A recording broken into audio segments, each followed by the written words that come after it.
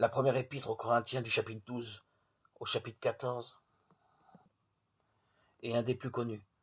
Il est souvent entendu dans certaines célébrations, dans certaines églises, lors de mariages. Il s'insère dans une réflexion de Paul sur l'unité de l'Église, comparée à un corps dont chaque baptisé constitue un membre. Le sang qui irrigue ce corps et lui assure sa cohésion, c'est l'amour. Ce texte, que l'on appelle quelquefois l'hymne à l'amour, est rédigé sous la forme de l'éloge, comme il était fréquent d'en faire à l'époque pour mettre en avant l'importance d'une vertu, d'une qualité, voire d'une personne. Sa structure est à la fois très simple et très subtile. Il commence par une affirmation de la nécessité de l'amour.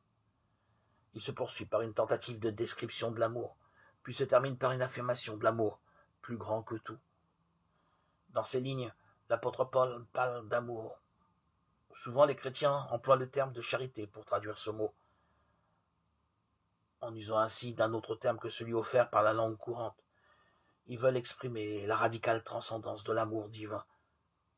Pourtant, l'objet de Paul dans ce texte est bien de dire que l'éternel amour de notre Dieu se laisse voir dans notre amour quotidien. Le service est une manifestation de l'amour de Dieu dans la vie des hommes. Et n'identifions pas le service à l'amour. Ce dernier est plus grand que cela encore.